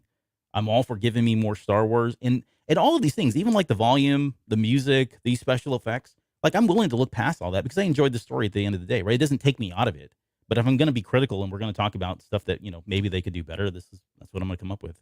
Well, when it comes across as well, it really, when we look at Star Wars, or even when you watch, so we're like watching Ms. Marvel, right? So Ms. Marvel's for a bit of a younger crowd, a bit of a different dynamic and a more diverse audience, but it still looks cinematic, right? And I think when you look at Star Wars, we still have that expectation it looks cinematic, and I think Obi-Wan Kenobi did look cinematic, but did it look consistently cinematic? And I think that's where you start to see a few shortcomings, both just technologically. It's still coming along, but I think it's a fair criticism. Again, our expectations of the quality of what we're getting is not television series quality, because let's be honest, Game of Thrones and shows like that completely reset the tone of what television and short form and this hour-long type of format is. Mm-hmm. Right. I mean, it's not the same as watching, Hercules when we were growing up in the 90s, right? Or early 2000s. So, while that was good, these newer shows like HBO's producing and Netflix have just set a completely different bar. So the standard is much, much higher than where it is. And so our expectations are going to be lifted. And I think that's not a bad thing as long as they keep pushing to make things better and keep improving. I think that's where the volume in particular has to keep evolving. Yeah. The only other criticism I have, and we've already talked about this, but I actually want to take the 6 episodes and edit them back to back to back as kind of one feature length, film feature, whatever, full length feature. Sorry. I'd actually like to do that. I don't know if they'll ever do that. And the only fat that I would trim out is sometimes when you watch a series like this that's broken up into 6 episodes, when you come off of one episode, it ends, there's an emotional high, you have a very vivid, scene in your head. And then when the next episode starts, they're not expecting you to pick up from that, right? Right. So they may show you some I'm not even talking about the rehash of a recap of the episode before, but I'm talking they may do another establishing shot, or they might show a character that they just came off of, and they're showing them because they want you to kind of link those two together. Those transitional scenes like that would be the only things that I would cut out, right? So you don't lose that momentum, or you don't lose the power, the emotional power of some of the scenes as these episodes end. That would be the fat that I would trim. But beyond that, to your point, I don't know that I would pull anything out. I mean, I wouldn't say, oh, let's get rid of all of the Reva scenes, or let's get rid of all of the scenes with Tala, or we don't need to see Ned in this scene, or Ned Sev or Ned B in that scene. It's not necessarily a cut. It's just kind of an editing shuffle. Yes. Because you've got a different intent at that point, right? Yep. Because you get that too. The next time you get the next episode, sometimes they do not a recap, but they say the line again, right? They kind of pick up right where they left off, and it's just redundant, or it doesn't make sense. One thing Steph mentioned is we didn't talk about the shaky cam. So again, directorial choices in that one. I think sometimes it worked really, really well. I thought it was appropriate for it. Yep. But it was a lot of it, and for me, it was just a little too much at times. But I don't really enjoy that style. I don't enjoy the handheld, camera type of thing very much. Cinematic, again, kind of feel like it should be on the rails and things. But I think there's some times where it's absolutely appropriate. And the times that it worked for the scene, it worked really, really well. And I was glad it was there, though. But in general, there was a lot more of it than maybe my personal preference. The very first commercial television series, widely viewed television series that ever did a shaky cam. Do you remember NYPD Blue that came out in the early 80s, mid 80s? Yeah, Jimmy Smits. Yep. Jimmy Smith was in that one. And that shocked a lot of people. Like prior to that, television was all on steady cams. It was all stable. And they decided to go with the other camera. And it like ever since then we've had it. And I like to your point, I only say that because I think there's some series that work really well. I think some don't. I think Star Wars has always traditionally not done that. I think Deborah Chow's choice to do that was really great. Like you said, in some points, and then some of the ones I would have wished they would have just had a stable camera because I was trying to focus in on, I wanted to see certain things, but I couldn't because it was shaking. And then a lot of times we know now that also is used to kind of cover up and mask certain things. And I don't know if that's the case here, right? It could have just been a purely directorial decision, but sometimes they'll do that to kind of mask the editing or the choreography isn't maybe as sharp or quick or snappy. And so they want to mask it with the shaky cam because they don't really want you to focus on that stuff. I don't know. But again, I would say it's there. It's probably fair feedback. I think the other side of that, though, Albert, is that sometimes that adds a little more excitement to it that normally wouldn't be there. Yeah, yeah. And because it feels like there's more movement than maybe you were able to actually generate with the material you shot. It's more immersive in that way. I believe so. And especially when you're talking about something that's very boots on the ground, action oriented. So when I think about Andor, I can see where certain aspects of Andor would probably likely benefit from that type of camera, especially when there's things that are chaotic going on, but doesn't need to be all the time. I think this one probably just had a bit much. All right, let's get on to the good stuff or the positive stuff here. What did you have? Give me your stuff that you thought like worked really well here. Well, maybe one of the things I was most surprised about was just the performance we got from little Leia. You know, and we talked about it last night. There's the range of acting abilities for children is really tough. You know, because you getting them to do the really emotional things and when they get up, like showing that they're upset and things like that. And I think Vivian Blair struggled a little bit with that because let's just be honest, kids don't have that emotional depth because they haven't experienced as much in life, right? It's just, it's an unfair expectation to do it. But I think for when she had needed to show strength, when she needed to show truly being scared, when she needed to show leadership and this just, you know, stand up tall and you know, be who you are. I think she knocked it out of the park. I mean, you talk about, is this Princess Leia? Hell yeah, this is like Princess Leia as a kid. I mean, I was very suspicious that this was going to work out and very nervous that this was going to be really difficult. But man, she did a really, really good job. And I was really pleased with how that ended up turning out. And really kudos to her. I think kudos to everyone around her too. Because usually when you have good people around you, and everyone wants to take care of the 10-year-old, but you know, the acting around you can make that person better too. And the things they lift her up on that. And so I think that was a really pleasant surprise that I think actually ended up being one of the main strengths of the show that really worked. If that relationship with Obi-Wan doesn't work, and I know the people who don't want them to know each other probably have a different perspective, but if that relationship doesn't work on screen the way it was written, this thing is an utter failure. I mean, complete utter failure. No matter how good the Obi-Wan and Vader scenes are, it just doesn't work and the whole thing falls apart. That's how important this relationship was to see it go through all the motions that it did.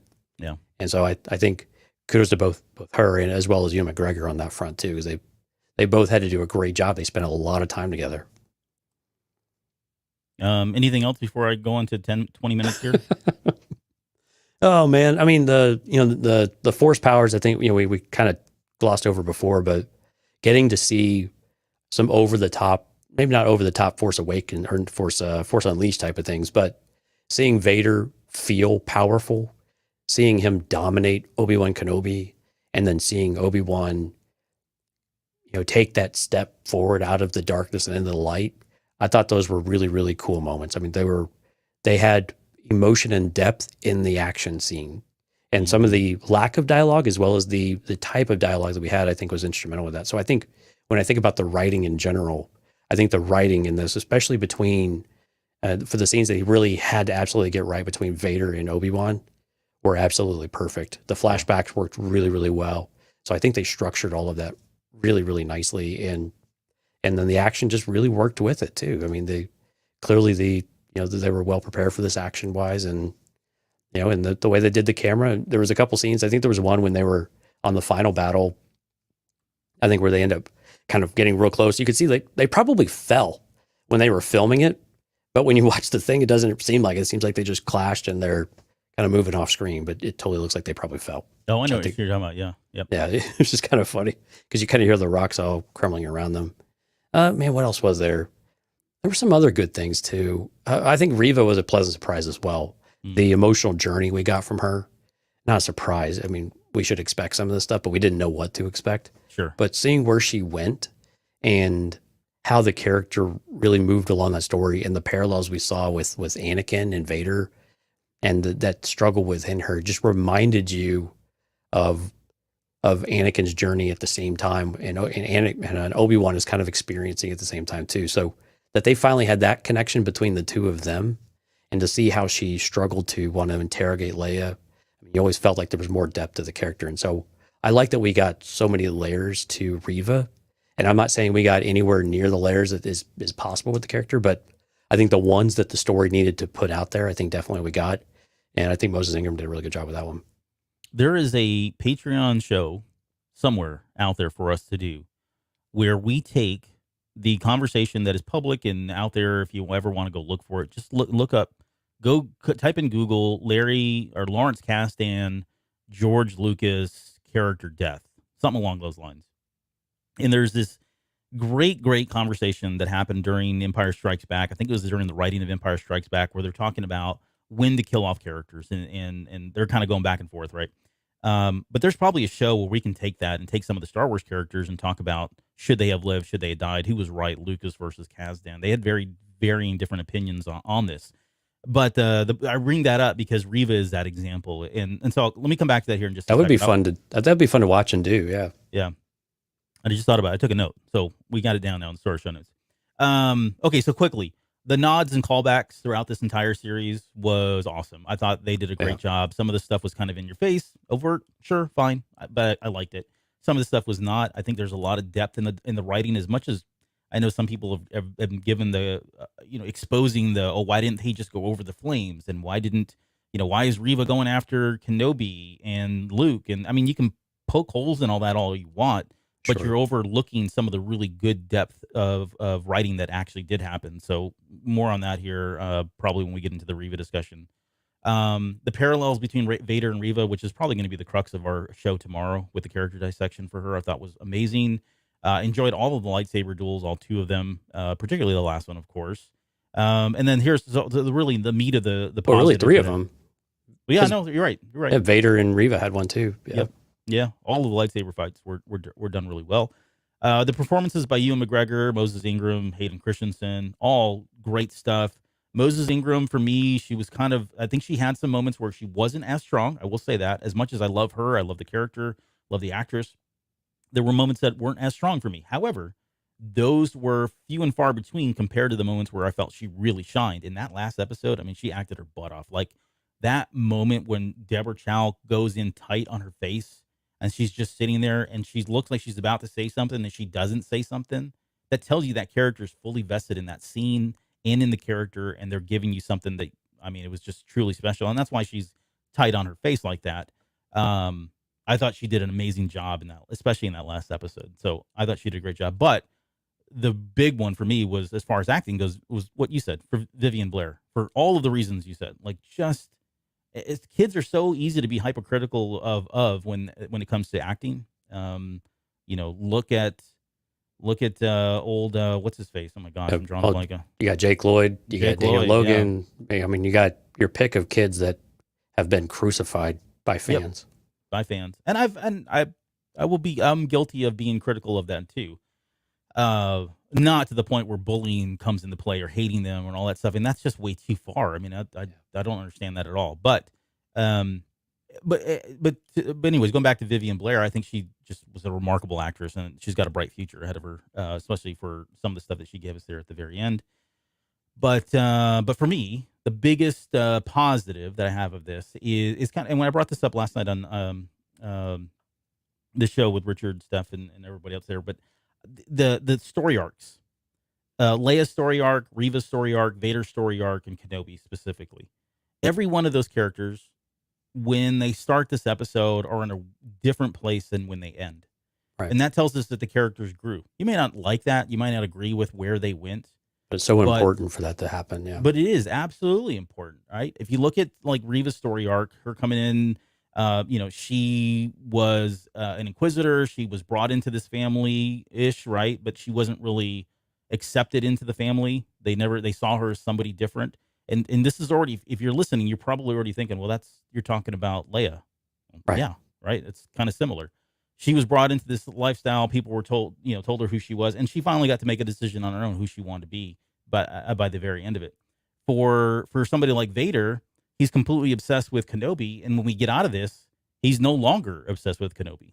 I don't know if I believe that. I know. I do. I do. I think this is kind of the end of it, and I think. Well, I mean, I think it's the end of it, but I don't think for him it's really the end of it. Of course, right in his head, I think right. he's still thinking about it, right? But, yeah. But yeah, to your point, this now explains why he's stopped looking for him, and he's Kenobi's allowed to kind of live this life out there on Tatooine, and no one's really. Maybe they are, maybe they aren't, but and it helps that scene with Vader and Tarkin. It didn't break that scene at all. Yeah, right. Yeah. You've got Kenobi, who was completely out of touch with who he was, and by the end of this, he's found a way to reconnect, and it's through Leia and through Luke, and kind of what we've already talked about. But Leia, I want to interrupt you real fast right there, because it's more of a question. I really want to know what Yoda and Kenobi talked about before they departed one another on Polis Masi. Because what homework did Yoda give him that he failed at for 10 years? And we know where Yoda at least did, although I don't recognize that as canon anymore with the Age of Republic comic, but I know I'm one of those people now. But I want to know what that conversation was now. Like, what did you guys talk about? Because whatever you guys are terrible at planning. Right. Your strategic minds are awful, and so anyway, I don't know. Maybe they had the conversation and Obi-Wan's like, yeah, I got it. Okay, sure thing. And then he got there and was like, man, I really, hate myself and I don't want to do all that. And he kind of just fell into it. He's like, well, this little green guy's telling me to go meet with these priestesses and go all over but he wants me to watch over this boy. I'm getting confusing things. I don't know what to do. Yeah. Yep. Little green gremlin. Yeah. I mean, if you've ever had a boss like that, then you know exactly what we're talking about. Speaks in riddles. So Leia is in this is the one that I think it's very subtext, but she's somebody who doesn't want to be a senator. She is someone who doesn't feel like she belongs.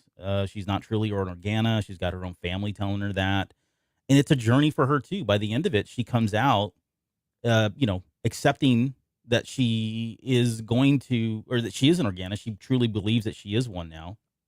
She has learned a lot of things from Obi-Wan Kenobi. Probably the most important thing was you can't just go around blindly trusting people. As much as he said that out loud and in her face, and it was a little harsh, it was the true reality of things. And I think by the end of the series, that sets her up to be the leader that she becomes when she joins the rebellion. And you can't trust everyone, right? But she was kind of looking at life through rose-tinted glasses here at the very beginning, and by the end of it, I don't think that's the case at all. Well, she was a bit. I mean, to be honest, she was a bit spoiled at the beginning too, right? Mm-hmm. When she was acting a bit like a spoiled kid. But the thing I liked about her though is that her heart came out too. Like when they're on the ship and she's showing Lola to Corran, who's Corran Horn, by the way. Yeah. Showing Lola because they were scared and she was just trying to comfort them. I like that we still got the heart come out of her as well, because there weren't many opportunities for that to really come out for her. Mm-hmm. But I like that we actually got one little moment. Yep. And there was one other one, the big one that now. Sorry, lost my train of thought. No, I'm trying to think what was. That'll come back to me in a second. Has a holster and wants to shoot people. No, I don't think that's the case. Did we talk about my headcanon about she gets her first blaster and names it Lola? Yeah. We did? Okay. I don't remember if that was just a conversation you and I don't know. It's been a while. Yeah. Oh, so becoming a senator, right? That's another one too. Like she didn't want to be a senator at the very beginning. She just wanted to run around, do whatever. And at the very end, she finally accepted that's going to be her destiny. Like she's really come a long way if you think about it in that short period of time. And it is because of the experiences that she had, but specifically the influence that Kenobi had and the influence that the path and seeing all that firsthand, and the charity, the selflessness that those people were showing for other people. I think she takes. I mean, she's got some of that inherently, but all of this is what kind of builds into the Leia Organa that we'll see by the come the time of Star Wars Rebels, right? Well, and Obi-Wan also reaffirmed what Leia knew about her father already, because when he's telling her, there's some people, because she's like, isn't the Empire a good thing? And, well, your father is one of the good people. He's trying to help people. And so I think who better to learn from and to partner with than your dad? And you already know that he's I mean, clearly he's, her parents mean everything to her, right? But there's a different connection with a dad and a daughter, kind of like there is with a mother and a son usually, right? And so it's just nice that Obi-Wan's affirmation of that just pushed her a little, or helped her understand that, that is a path, and that her dad is trying to do these things, and she can follow in his steps, but she can also blaze her own trail with it too. Yeah. No, and she's kind of setting her own path there. Yeah. Okay, so those are my highs, if you will. Let's just get to two more questions here before we get out of here. I guess the one is, what's next for Reva, Roken, and Haja? Do you see them coming back, and if so, in what capacity? That's a good question. Haja seems like more of a cameo character to me, where I like the character. I thought, Kumail Nanjiani did a great job with them. I think it's more of a cameo character. I think Roken probably has a bit of a future somewhere. I'm trying to figure out where that might be. I mean, maybe in something like an Andor, but again, it goes back to, we'd have to keep exploring this timeline in order for these things to happen. Yeah. So are we going to do that or not? Now, Reva, though, is an interesting one, because she has she just has a blank slate in front of her. And so she can really go in any kind of direction she wants, and they can tell any kind of story they would like to with her adventure, whether or not she hops on board with the path and gets involved with that, or completely wants to leave all of that behind and has some other completely unrelated, life and journey that is interesting to see, and see if they want to do it. So I think of the three, I think Reva clearly has the most promise, I think, from an interesting story. I mean, she's a Force user and things like that, which kind of make them a little more interesting by default sometimes. But, and again, with characters like Roken, we have numerous characters like him, and unfortunately for O'Shea Jackson is that we've got Diego Luna and Andor happening, so we're kind of telling that type of story already. So do we need to do it again, or can that character work into other material to where he's in there? But I think if you were to talk about any that has any clear, huge arc upcoming, Reva seems to be the favorite in that camp. So on that note, and I'd agree. I mean, Haja seems like a very far cry at this point. Again, maybe a cameo, likely to show up as a cameo, even like in a book. He's a fun character, yeah. Yeah, or comic book, maybe we see him in there. I think Roken definitely is prime candidate for coming back in a future series, especially with something like Andor. Filming wise, maybe it makes more sense for like a season 2, because I think they were already done filming season 1 of Andor before they got to this one. If I might have my math wrong, they're right, but they would have to have been doing some kind of simultaneous filming there. But that character, that whole story, right? The whole path has got a story in itself. I mean, there could be an entire series just dedicated to that, where they introduce new characters, establish him as kind of that centerpiece of characters, and kind of get more into the weeds of what's really happening there as they're trying to bring Tala back. Yeah, exactly. Bring in Quinlan Vos. Really gone. Yeah, Quinlan. Oh, so on that note, so Reva though. So I would agree. Like Reva, to me, she's got the most promising future. And again, I don't want to steal too much of my thunder here, but just think about these things. If Reva is a Force-sensitive person, she has been trained in the dark side. If you think about somebody who's crossed over, they're going to have to go through some kind of purification, or they're going to need some help. They're going to need some training, right? So who would you go to? In our world during this time, there are 3 people that kind of jump out. Ahsoka Tano, somebody like Luke Skywalker, or even somebody like Quinlan Vos. And they've already mentioned Quinlan Vos, right? But it feels like someone needs to kind of take her under her wing, take her under their wing, and say, it's almost like the High Republic. Not to bring this up, always bring this up, but when Orla Jareni, when she was helping Elzar Mann kind of get back on his feet, right? It feels like something like that needs to happen. They can't just let her go join the path and kind of figure these things out on her own. She's got a lot of stuff still buried deep in her, even though she's retouched the light. Someone still kind of has to guide her. That's my thinking, and I can't think of three better people than those three. Well, I mean, Luke is still 20 years away from being useful. Yeah, well, sorry. No, that's fair. Luke is probably not going to be doing this now. I hadn't really considered Ahsoka. Yeah. But yeah, from someone who's actually touched the dark, though, I think Quinlan. Quinlan seems to be the ideal candidate in that regard because he's brought himself. Well, I was thinking, like, imagine their powers together. This is stuff I want to get into on the show tomorrow. But yeah, Quinlan's power and her power, and what would you do with that? Like, what kind of setting? What kind of resurrect Asajj Ventress? Man, I guess that would be cool too. Okay, but more on that tomorrow. I don't want to dig into that too far. Okay, final question before we get out of here. Season 2 has been talked about. People are speculating whether or not we're going to get it. Are we going to get it? Are we not? There was rumors that they had redone Reva's ending because that was going to lead into maybe a season 2. Again, rumors only. The question is, are we going to get a season 2? And do you want a season 2? Back to how we started this off. Do we need a season 2 of Kenobi? Do we need a season 2? No. Do I want a season 2? No. Are they going to give us a season 2? I want to say it's probably like a 25% chance. I don't know that it's much higher than that. I know the interest in that, but again, you'd have to. It's not Obi-Wan and Vader then. It's something different. And do we need to keep bringing, if we're talking about, is there a series with Kenobi? And do we need to keep bringing Obi-Wan in some adventure and taking him off Tatooine every single time? How do you make it not seem like it's just retrotting what you've already done? Yeah.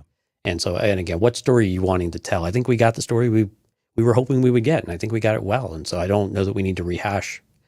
Well, we definitely don't need to rehash it, but I don't know that we need to water it down and flirt with, not breaking anything, because clearly I think the one thing that did not happen with the series that people were terrified about was going to break canon, and that it was going to, do this, or was going to water down or lessen some of these other scenes. And I think if anything, it made some of those scenes make sense within them telling the story they wanted to. They found ways to make sure it didn't break. And I think in some ways enhance those scenes much stronger scene than what we've ever realized them as, or realized in the past. So yeah, maybe a small chance they'll do this, but again, I don't know. I've been racking my brain thinking what story they would tell. Yeah. And that's the hard part to come up with, is like, okay, well, what's interesting? Maybe it would be a brand new original story. That'd be something. But what is that something? You've got 9 years in between. So what are you going to do? Yeah, I'm with you. I'm probably on every level there. I would, to anybody that says that this series watered down anything, I would say, not to be snarky, but your focus determines your reality. And if that's what you're going to focus on, then okay, well, sorry. But what I would say also is, as far as a season 2, do we need a season 2? No, I don't think we need a season 2. In fact, I think if they brought in a season 2 and we went back to this Vader versus Kenobi kind of thing, I think it especially undermines that scene with Palpatine and Vader saying enough's enough kind of thing, right? You're focusing too much power, too much time. And for all the reasons that we talked about on episode 6 of the Sith, and how that breaks the rule of 2, goes against the grain with regards to the rule of 2. So that it undermines that. And I think it undermines a lot of the stuff that happened that was established in this series, right? Especially those confrontations of Vader and Kenobi in episode 4, and then the references that we get in episode 6. Okay, so I don't think we need it. I don't necessarily want a season 2. I think I'm pretty happy with the way it ended. Do I want more Kenobi? Do I want to see Ewan McGregor back on screen? Absolutely. The problem with calling it a season 2 is that it implies that this is a continuation of that story. And to your point, I just don't know how you get there. Like, I don't know what story you're telling where Kenobi is still connected to Vader in some way, or it's a pickup of this. Especially now that he's going to, I guess you could argue now he says what Luke Skywalker really needs is a father. And so maybe that's his way of saying, I'm going to be a little bit less hands-on. I'm not going to be watching over him every single day of my life. And maybe I am going to take a jaunt over to some other planet doing something. Maybe that's the case. But here's where I think if they wanted to go to this, the only other Jedi, we talked about Ahsoka and Quinlan Voss, the only other Jedi that could really help her is going to be somebody like Kenobi. And so maybe it is a series where you've got Reva and Kenobi. It's still Kenobi.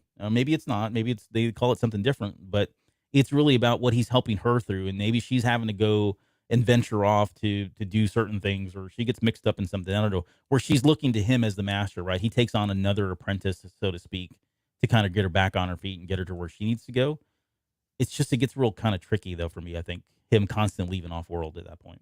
Yeah, and I think if we flip the script a little bit here, though, if we were to say, okay, maybe we want or need a Vader series, and I think that one's very interesting because the comics have done a lot with Vader, which I think are really good, interesting stories that people would probably like a lot if they got to see them.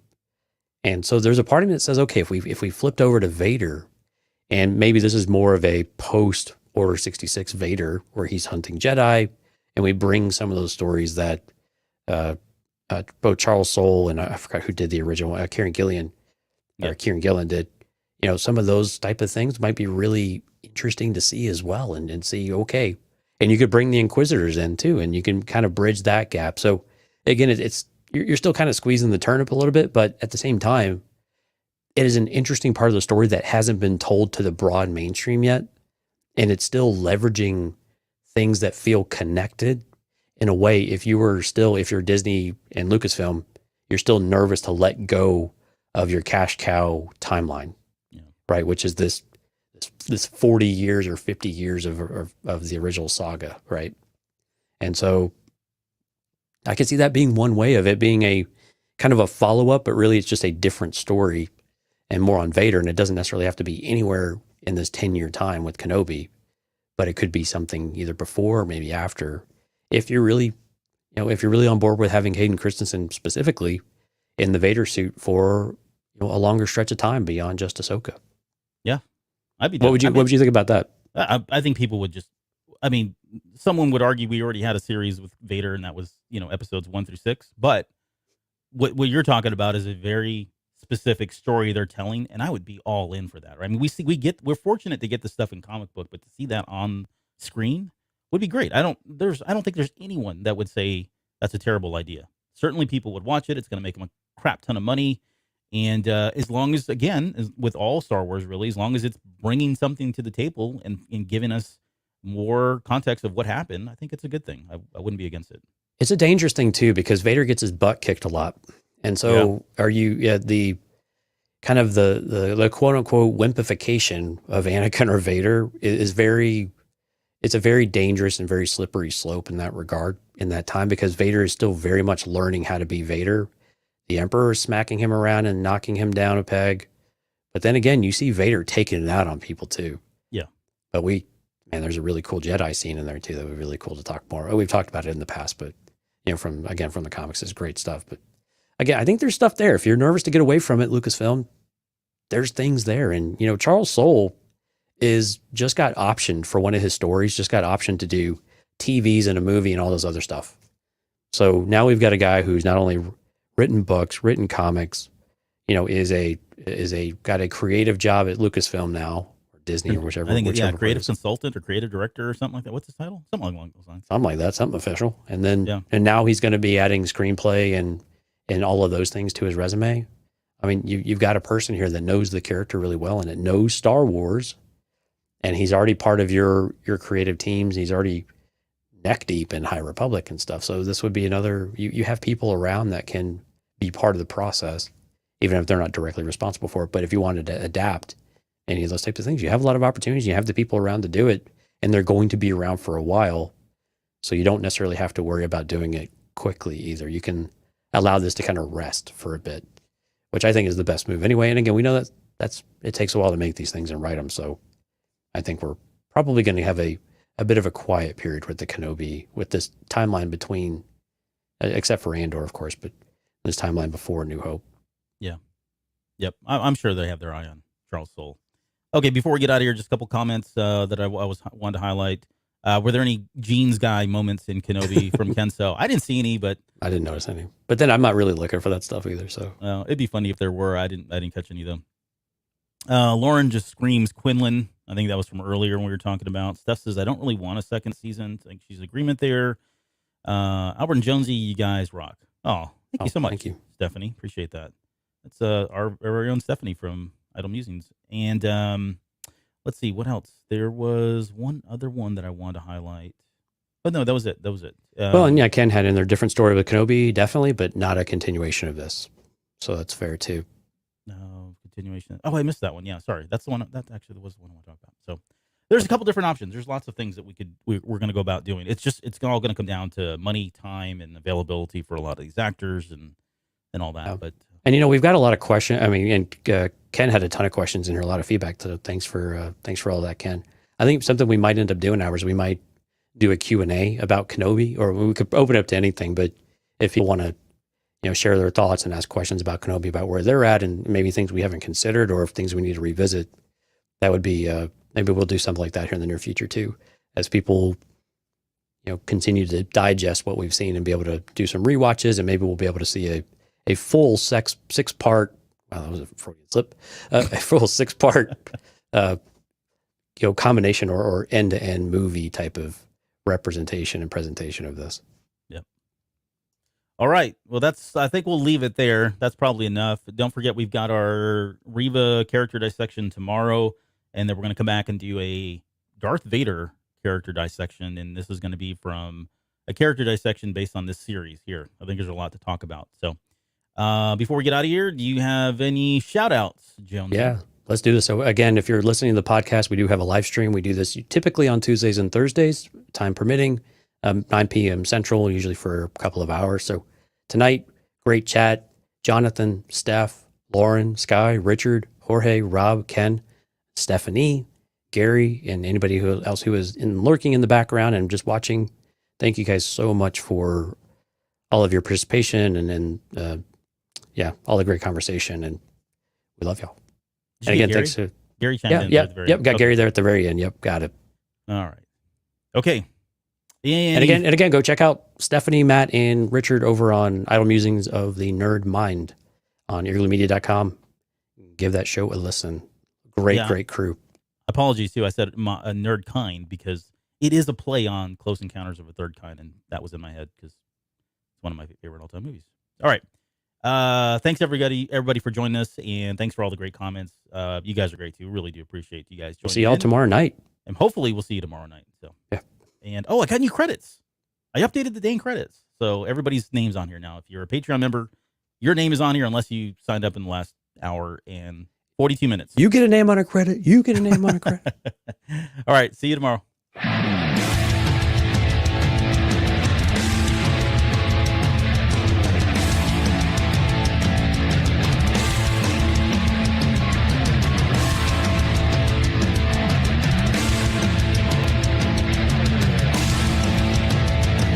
You're still listening? Wow, that's amazing. Well, I'm here to give you the disclaimer.